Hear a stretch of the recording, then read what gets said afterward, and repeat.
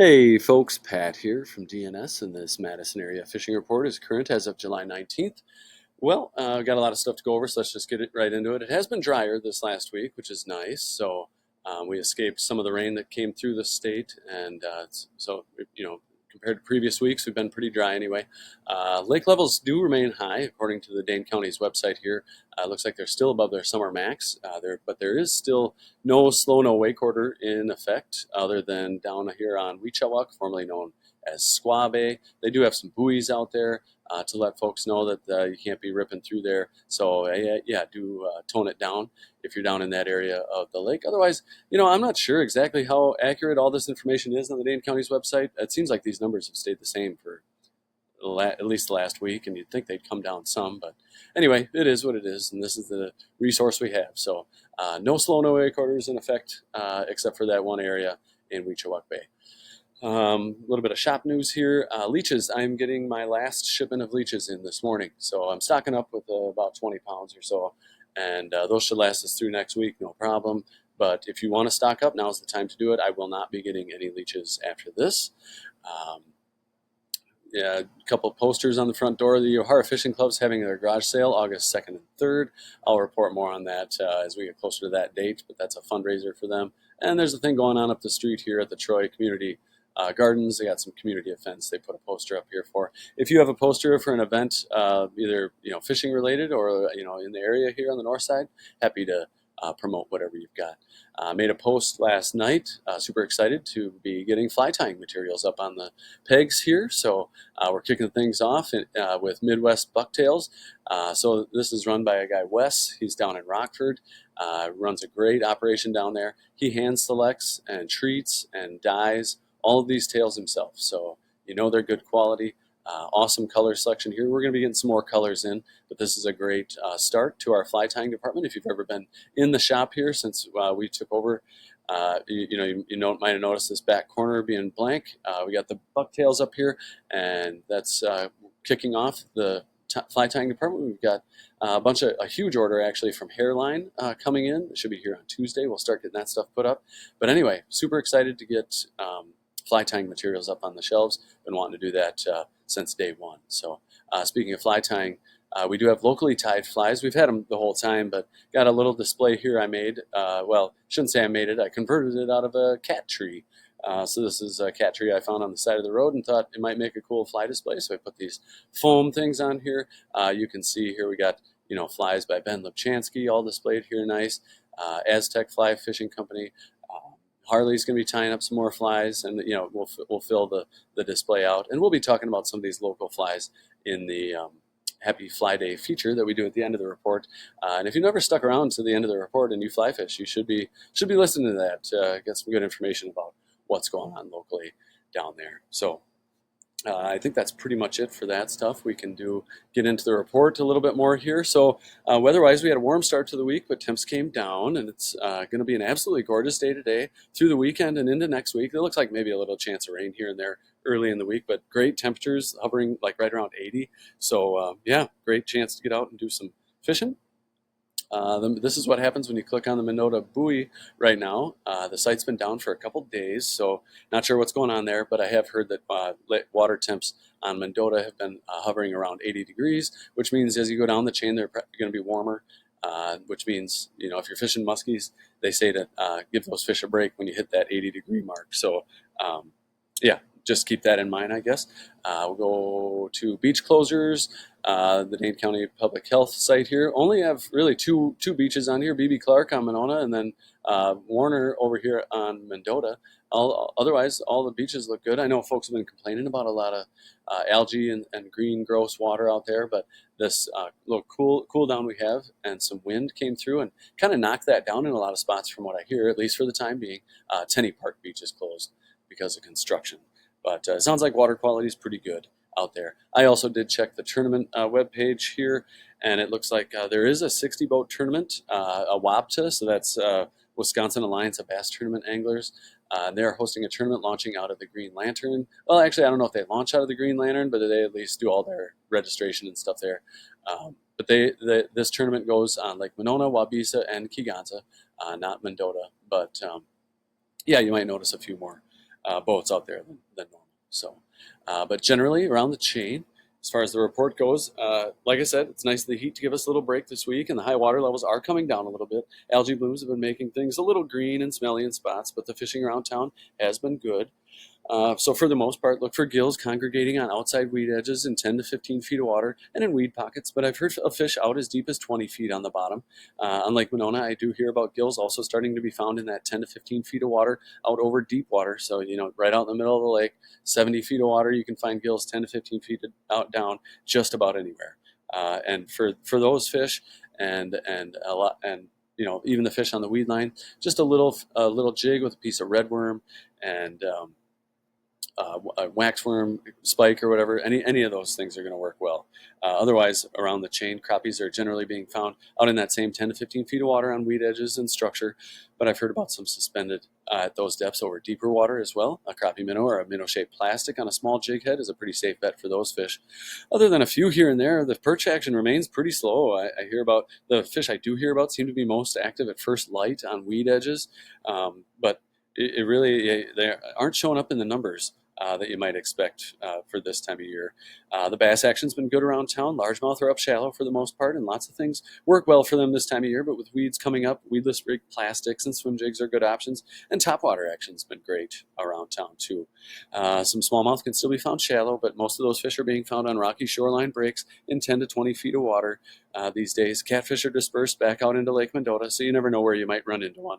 Walleye are moving deeper as the water warms and are starting to show up on mid-lake humps in good numbers, but they're still getting lots of fish on shoreline breaks, 15 to 20 feet of water, and sometimes coming out of water as deep as 25 feet of water on sunny days where maybe a more subtle presentation like a leech or a fathead on a jig or a drop shot is a good idea.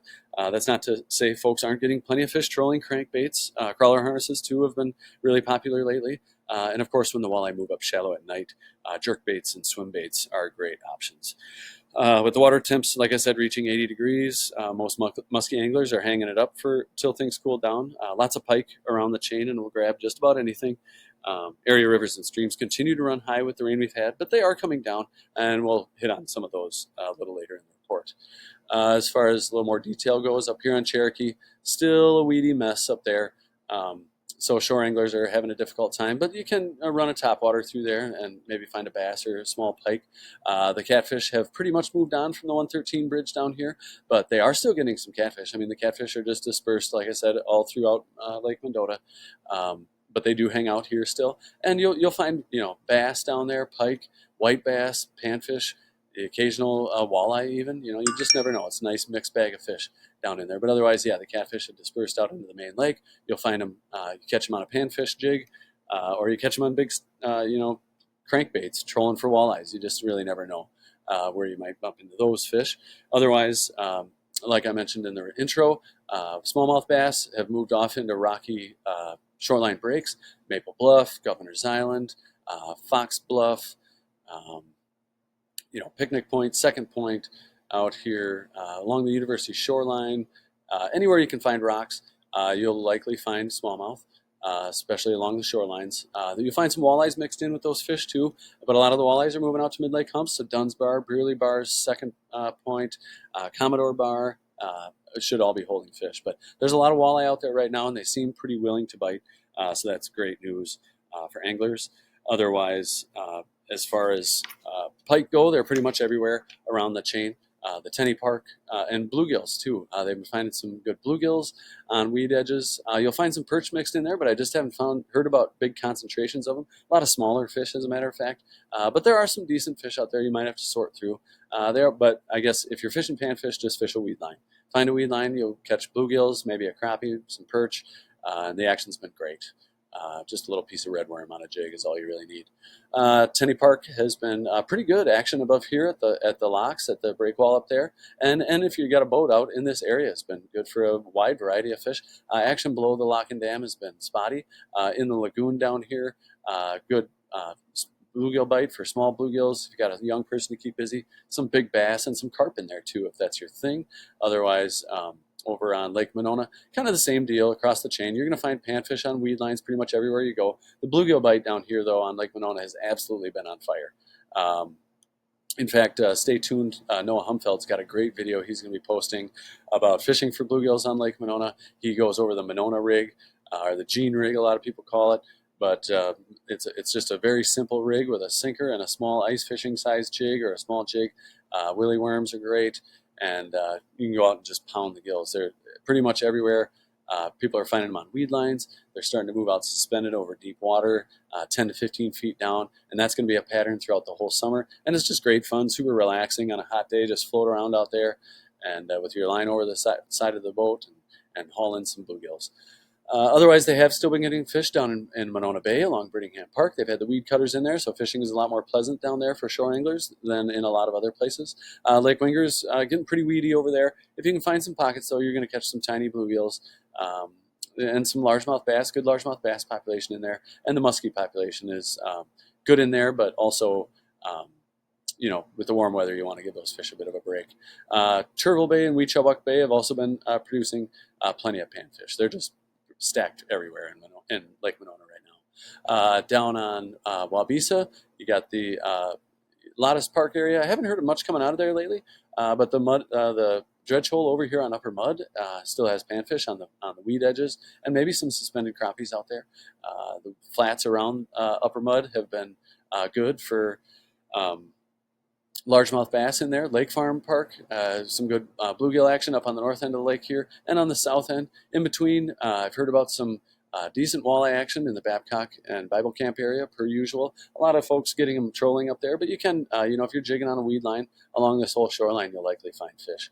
Otherwise, down on Keeganza, kind of the same deal down there that I always say, I don't get a lot of reports from Keeganza. There's a lot of territory between here and there, but there are fish in the fish camp area hanging out if you can find a weed edge. Also on the south end of the lake if you can find a weed edge. And I have heard about a decent mostly a morning bite for walleyes out from the state park. As far as other areas around Madison go, we have the Rock River still, you can see here under a flood warning. It's running high. I'm not sure. I assume the slow no wake order is still in effect. I don't think it is on Lake Koshinong, but I just haven't heard a lot of reports out of there because nobody's going down because the water's been too high. The internet tells me that there are some folks getting some walleyes, mostly up here near Black Hawk Island area, trolling with some white bass, maybe a crappie or something mixed in there. Usually the Jefferson Dam is a great spot this time of year, but with the water being high, you're going to want to wait till that comes down. But usually some good white bass action in there this time of year, and flathead catfish, if that's your thing. Beaver Dam Lake, great eater catfish bite per usual. We got Devil's Lake over here. I've been hearing about some folks getting into some trout. Some of them down on the bottom, but it sounds like they're starting to move up and starting to move out over that deeper water and suspend, maybe 15, 20 feet down out there. On the Wisconsin River, the flows are coming back down. I don't have all the charts up right now, but I checked yesterday, and down here in Muscadet, I would consider it to be kind of high still. I think it was running at maybe like 18,000 CFS, but then you get up here to Prairie du Sac, it was at like 16, and the Dells was at 14 or something. So you can tell it's coming down. So it's just a matter of time before the river becomes, at its seasonal averages. But the dams are always a pretty safe bet, and I hear the shore fishing along the river has become more pleasant since the water's come down. Otherwise, so all your dams have a nice mixed bag of fish at them right now.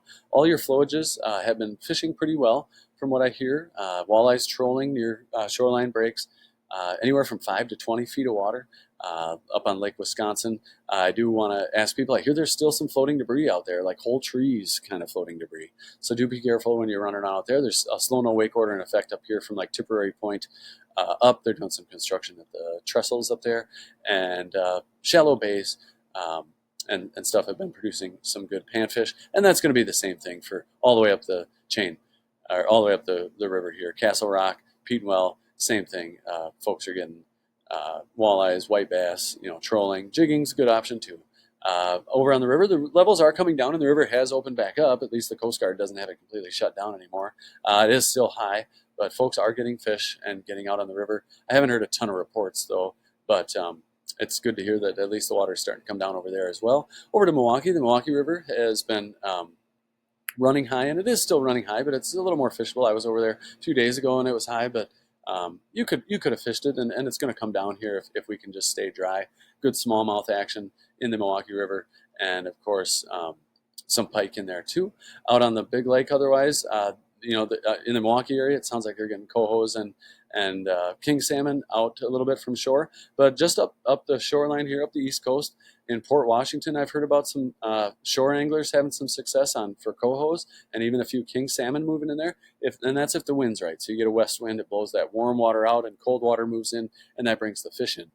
So it's really just a timing thing. They'll be in there one day, maybe even just be there in the morning, and then they move out in the afternoon, and you can miss it pretty quick. But the action can be great, and the cohos this year are running real nice in size-wise, up to 10 pounds from what I hear.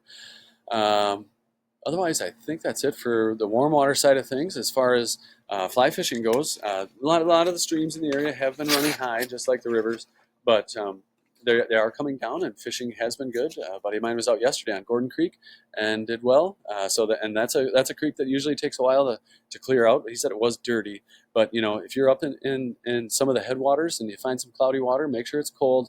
But running dark colored lures, especially on the fly side of things, woolly buggers, a bit larger, dark colored nymphs through some of that stained water can work. Otherwise, move up the stream and find tiny water. I think it's a lot of fun fishing that tiny water. It's colder, it's clearer, you find happier fish, and I enjoy the challenge of that. But otherwise, on the spinning gear side of things, Rapala countdowns, crappie-sized tube jigs, spinners and spoons are safe bets. If you're tossing meat, it's hard to beat a red worm under a bobber. Run through some of those tail outs and runs. But like I said, as far as fly fishing goes, the mayfly hatches are really just limited to evenings and mornings, but those nymphs do still live in the water, so you can run nymph versions of mayflies during the day. Otherwise, have some of the mayfly versions in your box in case you come across a hatch at night. Blue-winged olives, maybe like a lighter colored, like sulfur colored or light colored mayfly is a good idea this time of year. Otherwise, it's June and officially terrestrial season, so you're going to want to have that stuff in your box. Ants, beetles, crickets, not quite hopper season yet, at least in my opinion. But I guess that being said, we'll talk about a couple of flies, here from our new fly display out here. Ben Lipchansky ties some great flies. He's got these awesome crayfish patterns in a bunch of different colors. The Murdich minnow is an awesome river fly. He's got some awesome hoppers over here, a couple carp flies, so stop in and check those out. Aztec flies is Esteban Gutierrez. He's out of Chicago, which is local enough for me. He's been, at a lot of local events, trout unlimited events and stuff. So, but he ties these. He calls it the Unholy Diver. It's a drunken, disorderly style fly. Great action in the water.